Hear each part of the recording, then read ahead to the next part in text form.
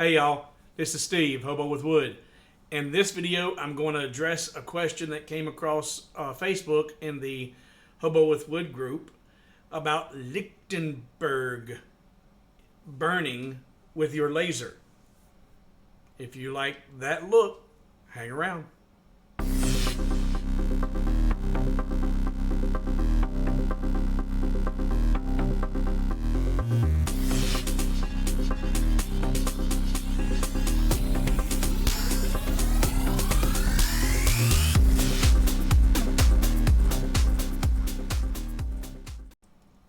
So this question was posed by Eric, and let's take a look at that in the Facebook group.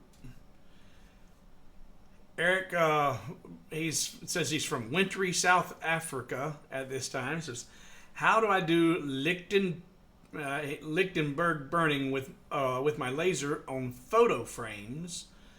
I purchased something from Etsy that works fairly as long as it covers a reasonable area.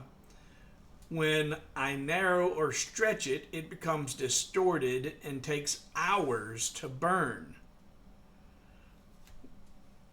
Well, I'm going to address the taking hours to burn, because these images, especially some of the stuff you get off of Etsy, and depending on how you have your settings set up for your laser, and if you're assuming you're using light burn, it can take quite some time.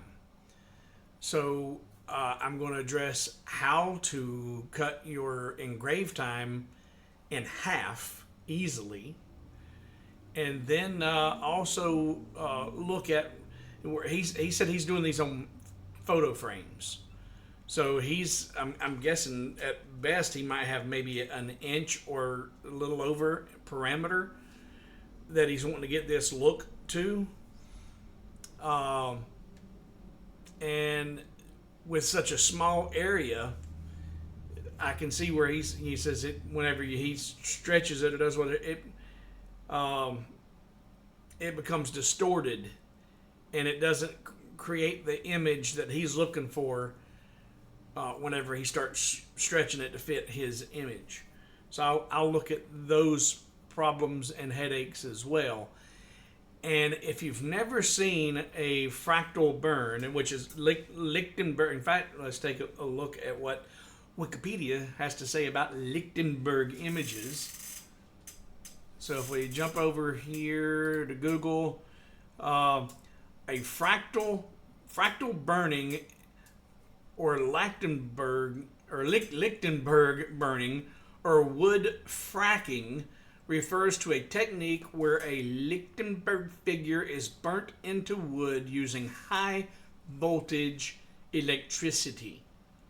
And there's an image of a Lichtenberg machine, and you can see the results there of running a high voltage through wet wood. The electricity will look for the path of least resistance, and I guess and burns an image into the wood using the electricity. Now, to me, when I look at that, I see a riverbed and the creeks and streams that feed off of it, or feed into it, I should say. Some people say it looks like lightning, but to me, a true fractal burn in wood really looks more like a river and the creeks feeding it. To me, that's how I see it. So let's jump over and look at something that I've been working in light burn, and let's first talk about how you can save a ton of time when you're trying to burn an image like this. So here I have set up my first fractal burn, and I used forked lightning SVG to create this image. It was just a free high def photo of lightning that I traced and then put it into light burn and it was actually mirrored. It was actually only about half that size, about like that. And then I mirrored it, flipped it, and put it over here and show it coming in off of both corners. And I'm going to make a sign using this. But if I look at this right now, and I have it set up on my black layer, my double alt layer in an engrave and a fill mode, and right now I'm using these speeds and powers because this is what I would use on pine to get a really deep dark burn, and I've got the power and speed set at 6,000 millimeters a second and 60% power. 6,060. And whenever I look at the preview of this, it's showing 31.46 minutes, almost 32 minutes to burn this image. And you see all the red, those are your traversal moves as the laser's traversing back and forth across that image to engrave that. Now that's 31.46. Now if you change the right now it's fill shapes individually, they fill shapes all together. This is one shape, so it's not going to matter. Everything's welded, and this is one shape. So if I go to preview, it's still 31.46. And if I say fill groups together, it's 31.46. So it doesn't matter how I do my burn priority down here, fill shapes individually, fill all shapes at once, fill groups together. It's the same amount of time because it's just one image. So 31.46. That's over 30 minutes just burning that one image before you even get around to making your sign. So that's a long time to wait for a burn like that. Now, also that was 6,000 millimeters a second at 60% power, and the LPI was 317.5 or a 0.08 line interval, which is the approximate spot size of the Roly and just about every other diode laser out there. 0.08 is about what they say is one of your highest LPIs. So what do I do to cut this 32 minute burn down to half the time? Well, I change it from a fill to an offset fill. Now, a lot of people will say, oh, offset fill gives you poor results, poor quality, poor this. Well, that's because they don't know how to use offset fill. Offset fill can give you all kinds of results, but it can give you extremely great results depending on what look you're after. I'm wanting to go for a deep, dark, fractal burn where it looks like I've shot electricity through this board, and I want it to be burned completely through there. And then no line spacings. I want it to be perfectly burned away. And so what I'm going to do is I'm actually going to increase my line interval from a 0.08 to, what did we go with? I went with a 0.06 line interval, or 423 lines per inch instead of 318. Now what that's going to do is it's actually going to have the laser overlapping itself with each pass, each burn. So it's going to be it's going to be burnt twice, and as it's doing its passing, it's going to give me a very deep, dark result. Now I'm going to use the same 6,000 millimeters a second and 60% power. Only thing I changed was changing it from fill to offset fill, and from offset, and then increasing my line interval from 0.08 to 0.06.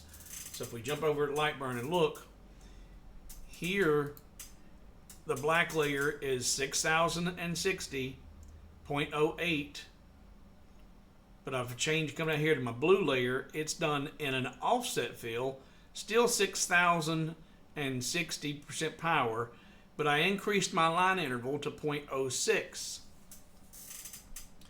So some of them are going, wait a minute, You've increased your line interval from a 0.08 to a 0.06. You're doing 324 lines versus 318. That's going to take longer. Nope. Because the offset fill is only, there's very minimal traversal moves. It is the most efficient way to engrave a perimeter or an odd image like this, where there's a ton of wasted white space or traversal moves, the laser not doing anything. Anytime that laser is moving and not burning, you're wasting time.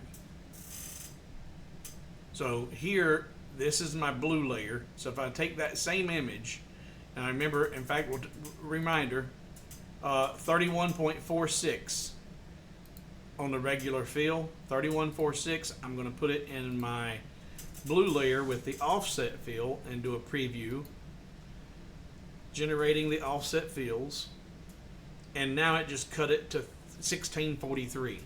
So from 31, almost 32 minutes, it cut it in half to 16 minutes.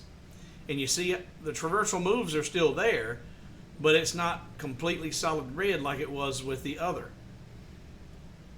And now you can see there the burn pattern with that 0.06 line interval. And with it being a 0.06 with the approximate spot size of 0.08, you're not going to see any of these lines. All that's going to be burned away. Now, if you were, some people say, well, I get a horrible result. Let's see, what is it? What's a 0.1? A lot of times people will use 254 lines per inch or 0.1, and then when you do that and you look at the offset fill that way, if we zoom in nice and tight, you see there's a lot fewer lines burning through there, and you may actually see some hips and valleys in that image, because that is actually smaller than the spot size of, potentially smaller than the spot size of your laser. And if they really don't know what they're doing, and they've got it at, even a 0.2 or something like that, and look at that preview, zoom in nice and tight, you see there's only 1, 2, 3, 4, 5, 6 lines right there burnt across that. And that's coming, and there you've only got 2, 3 lines, 4 as you get across there. Now if we go back and I put it to my 0.06 like I had it, and say okay, preview, zoom into that same area there.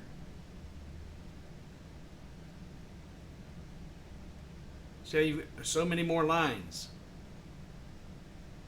It gets all burned away. And I'm going to show you the physical result and show you the laser doing this offset burn on this exact image. Now, in order for me to create a true fractal looking burn, I actually went over the edge of my piece with the artwork. So the laser will actually go past and come back in. And that was with the hopes of, as the laser's coming back onto the surface of the material, there you may see a little bit of a wraparound down the side of that piece of wood, just as you would see with a true fractal burn if you were coming in from the side of the wood. So changing from a fill to an offset fill and increase your lines per inch, you can get an excellent result and reduce your engrave time potentially by half. By half. Now what I'm doing is I'm using this, you've seen the image, the toolpath that I've got for my sign I'm making there. And I'm going to make a Halloween sign. It's going to be the Spook Easy Lounge, a frightfully good time. I'm going to use this fractal burning to create that lightning effect across the sign. Then just use some standard fonts to create the actual sign itself, the fonts, the verbiage. But once I finish my engrave, to drive home that burnt finish, or that fractal burn, I'm going to then take it to my outdoor work table and use my map gas, or my small little propane torch, to burn the edges of the sign in random places, just slightly. And then from a distance, from a great distance, go over the entire face of that wood, and any of the wood grain that is most susceptible to the heat will be darkened and will add some character to the overall surface. And I'll show you a before and after picture of what the sign looks like before it's torched and after it's torched. Once that's done, a couple coats of my triple glaze, Rust-Oleum triple thick glaze to seal it and give it a really nice glossy finish, even though it looks weathered and burnt underneath. Should end up with a really decent Halloween sign, or year round if you're just a little bit freaky like me. Alright, so I'm going to cut over now to a video of the Roly doing its thing with the fractal burn. Then we'll do, and I'm actually going to do it in real time so that folks can see how fast this Roly is. Now, even in real time, it's going to be about a 16-minute burn, but I want you to see how the offset fill works, how this laser is going to jump around and burn random pieces here and there, and then as it gets to the last few burns where it's the entire thing, how fast this thing moves and gets the job done. Then I'm going to add my verbiage, my fonts and all that, and this sign will be available on hobowithwood.com, right there, hobowithwood.com. And it'll have the lightning effect, and I've learned that whenever I create some of the signs, a lot of people don't always have the same fonts that I do, so they're like, hey, I don't have that, I can't do it. So I'm going to convert all of my text to paths. So you don't have to worry about having the same font, because it's no longer a font if you download it from hobowithwood.com. Everything on that sign is a path. It'll bring into Lightburn, and you can engrave it no problem whatsoever. So hang around. I'll play something. I don't know what I'm going to play. I'll play some decent music or some fun music while it's doing its fractal burn. This thing is, I'm actually, I don't know. We'll see. But if you don't care to watch the whole thing go all the way through, like I said, in real time, the next 16 minutes is that fractal burn. I wanted people to see it in real time. You can just skip ahead, and then whenever I go to do the fonts, I will do that also, but I won't do that in real time. I'll speed that up so you can just see that's getting done. Then we'll see some of the end results. Eric also asked about how he can get it on the edge of his frames and it not be distorted and all that. I'm going to show how I would do it using the same image that I'm doing, this large, near 24-inch image. And how do I get that same look around the perimeter of a frame without it losing its detail and it really looking like a fractal burn? I'll show you that at the end of this project.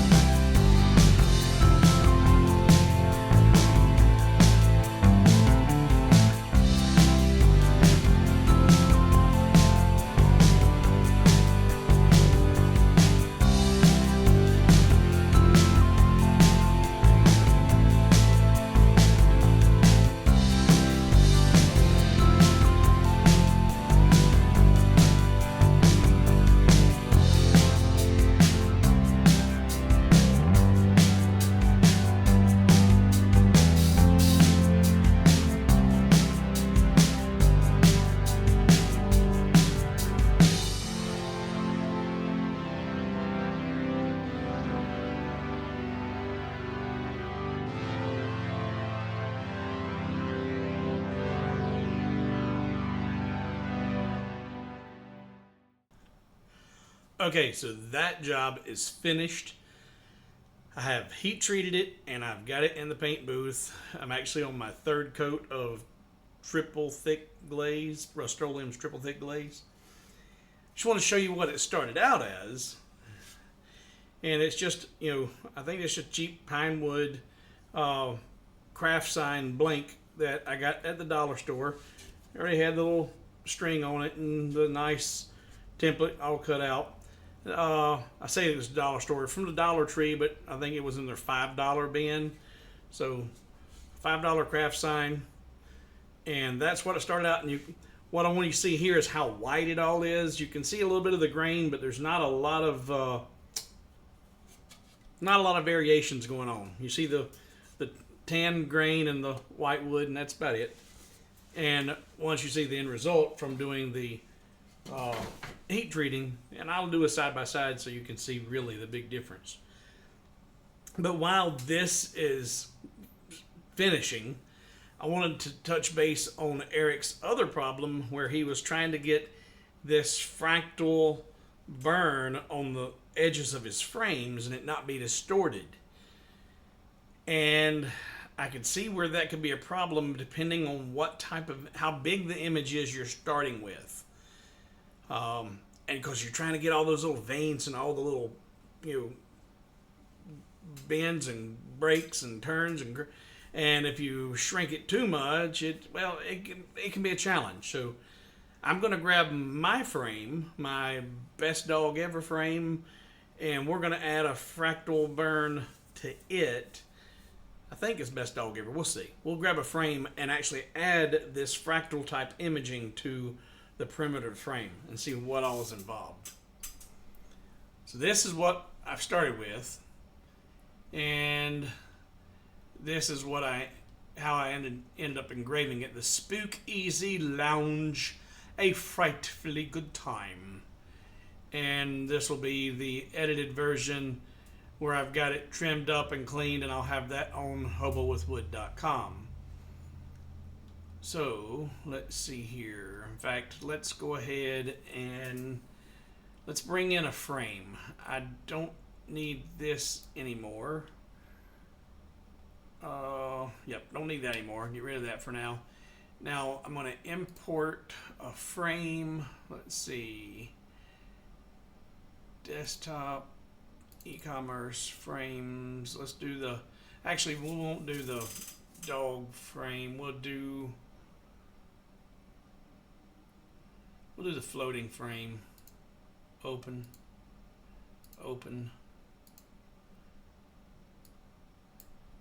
No, that one's busy.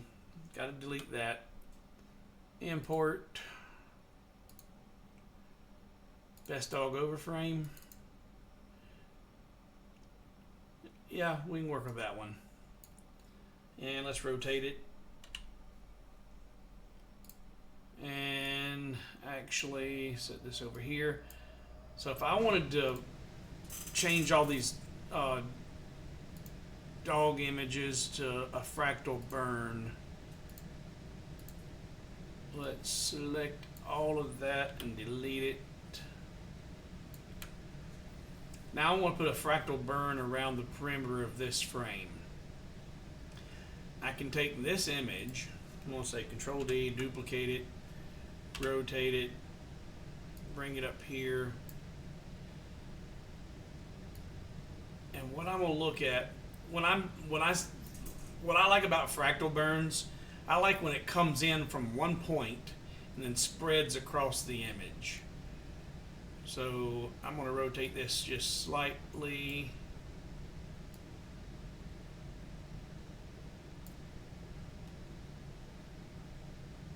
And I'm going to edit this and break it up a little bit.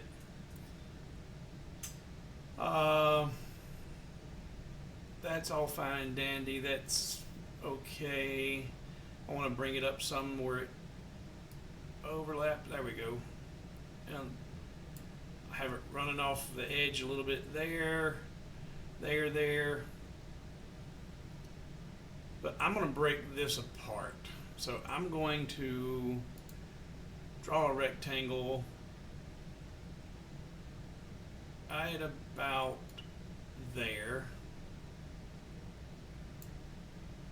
Put it on a toolpath. Select it. I'm going to bring it on out and encompass all of that. And say A, which is the fractal. Hold my shift button, select that toolpath, and use the cut shapes, Alt Shift C, and delete this. Now I'm going to edit this. I'm going to put it in line mode for right now. Line mode. And node editing. Ungroup it temporarily. I'm going to insert a node here in the middle of that and then grab that node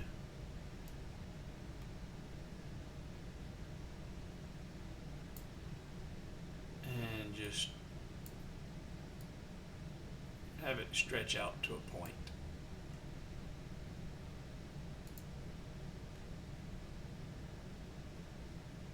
Group all that back together. So now that's a single piece, comes out there. Now I haven't stretched or elongated that, I just cut that to make it fit that particular area. I'm going to do the same thing here. I'm going to duplicate that, say Control D, duplicate it, select the fractal, hold my shift button, select one of those, Alt Shift C, and then select this internal part there and get rid of that.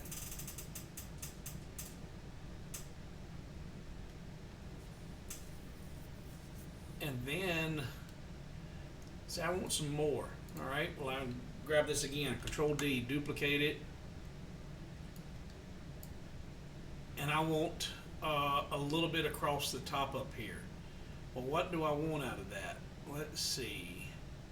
I'm going to rotate it. And look for a piece that looks like what I might want to have over here. Now I'm going to hold my shift and control and bring that, scale it up just a little bit, scaling it left and right, pulling it out from the corner.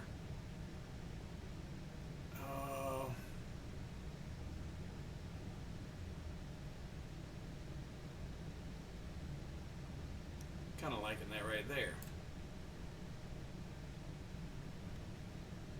Alright, so now what I can do is duplicate that outer piece, Control D, duplicate it, select the fractal, hold the shift button, select that, Alt Shift C, and delete. And then I'm actually going to ungroup that, select both of those and get rid of that, and leave that little bit right there. If I put it back in the offset field, I got a problem. By using the cut shapes, I've got these as open paths now. Instead of using the Boolean, I should have used, instead of cut shapes, I should have used the Boolean. Alright, well that's simple enough to fix. This is going to be an open shape. If I turn off the red line, you'll be able to see how that's open. Cut shapes leaves it open, and that's a problem. That's okay. It's easy enough to fix. All I'm going to do is grab the blue layer, grab my pencil tool. I'll connect that. Now I could easily just go back and do undo, undo, undo, but I'm actually just going to repair it. So I'm going to grab a node, ungroup that. Now snap these together.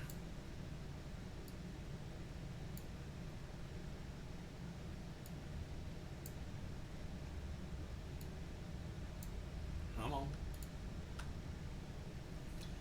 Alt J to join them. There we go. Didn't want to snap, but I joined them. And then down, where else is it? Let's see. Put it back, and there we go.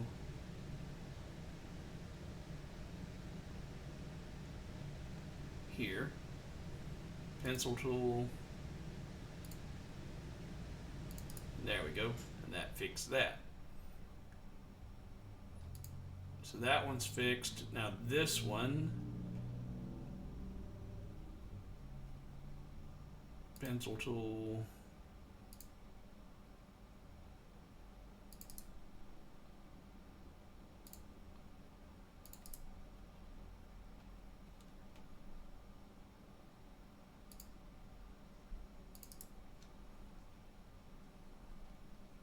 So it didn't close. So select that path.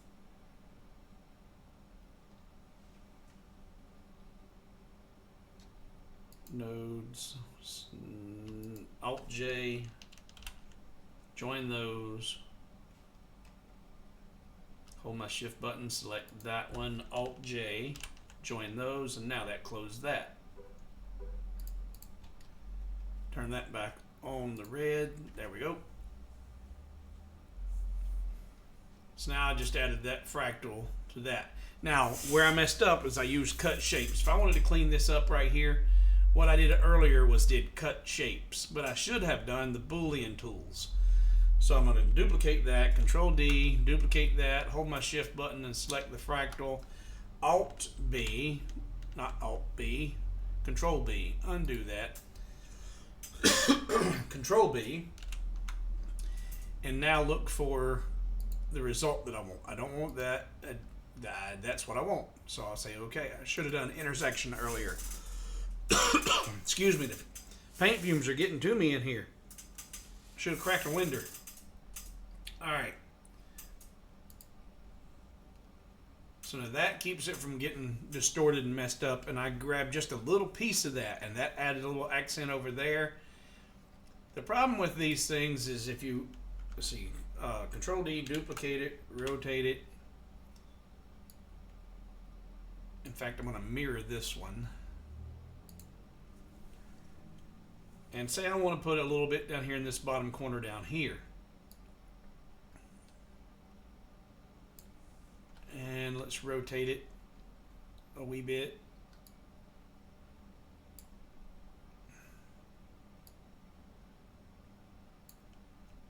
Shrink it down. I'm shrinking from the corners, and that keeps everything proportional. And that doesn't make it too terrible. But see, that's starting to look like that might look pretty decent around there. In fact, I'll bring it down a little bit so I can get it all wrapped in at the bottom.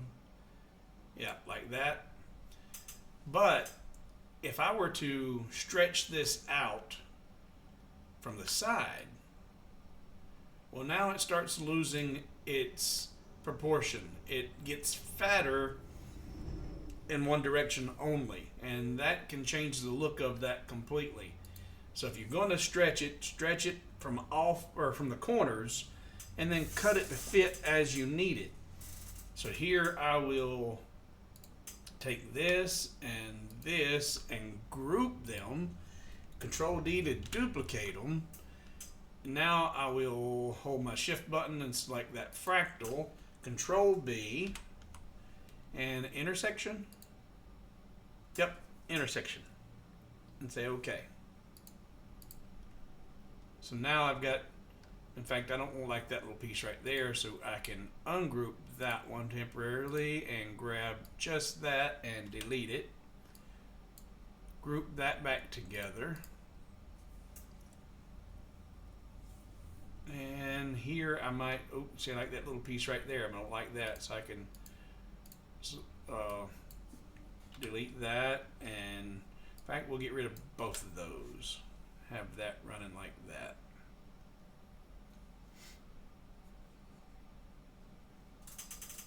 And then I've got some pieces. Instead of trying to use the whole image to fill up, and I wouldn't fill the whole thing. I might would leave this down here empty to where I could personalize it. Maybe put a saying on it, a name on it, a date on it, whatever. But if you've got this piece, come on, Control D, duplicate that. Bring it over here, and then you've got one image, one fractal image, And you want to fill that entire edge of that frame with that. Instead of trying to say, you know what, I need to stretch it this way and stretch this way. And then it's, you know, instead of trying to stretch it to fit and make it what you need it to be,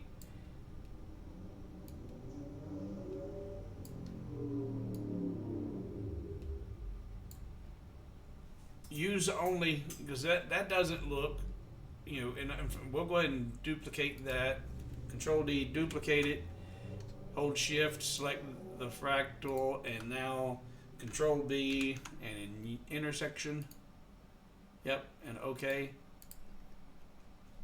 So that don't look terrible, but it don't look nearly as good as that, in my opinion.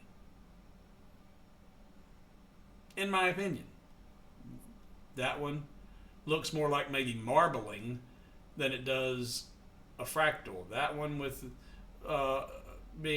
having the skinnier pieces and coming to points, that looks more of a fractal type burn, in my opinion.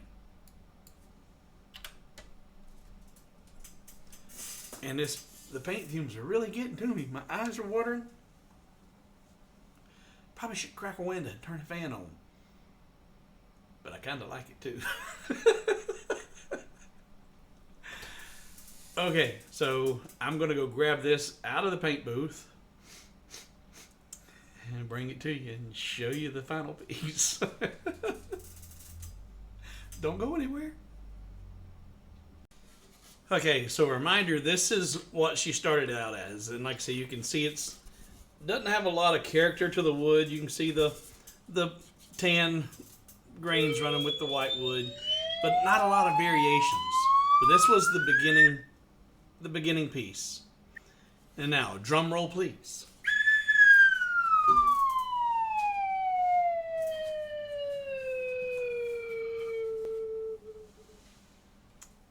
This is the final piece. And you can see it's super glossy. Look at that reflection. I love that triple thick glaze. There we go. See all that, how glossy and reflective that is, or how shiny that is. But at the same time, I've got the top corner there. It's got some burnt edges on it, all the way around. Burnt edges, burnt edges, burnt edges. And you can't see it too much on camera. Maybe if I put them side by side. You can see how much more golden this one is versus this. Now a little bit of that is just from putting the glaze on it, but a lot of it is from the map gas from the propane torch darkening the grains ever so slightly compared to this. But I'll put some photographs up, and the photographs will show there's a lot of speckling going on, and the camera won't pick it up. Well, that kind of picks it up a little bit. A little bit of speckling right in there. That's from the torch. And it really looks good in person with the burnt edges and the whole heat treatment process all the way around it. And then, of course, got my little brand on the back. But guys, I hope you've enjoyed this. Eric, I hope it answers your questions as trying to use some of these fractals. Just get don't buy anything, especially something like this. Don't buy it off of Etsy. You can create this whole sign that I've got. I'm going to put it on hobowithwood.com, and I'll probably put it on there for like $2.49, the whole sign. But if you need to create some fractal images, just Google search free high def forked lightning images, and then bring it over into the Lightburn and do a trace of that, and you're good to go. Now, as I said earlier, a true fractal, to me, more often than not, it looks more like a riverbed and feeding creeks than it does lightning bolts. And in Saturday's live stream, I'm going to show you some tips and tricks on how I actually recreate those instead of using lightning bolts. So just another variation, and I look forward to putting all that together for you and seeing you in the live stream on Saturday. But today is only Tuesday, and hopefully we'll have another video between now and then. But Saturday, I plan to talk about creating fractals in a different way instead of lightning bolt images. So thanks for watching. Thanks for hanging out. I hope you guys learned something, and we'll see you guys in the next video. I'm Steve, Hobo with Wood, and I'm out.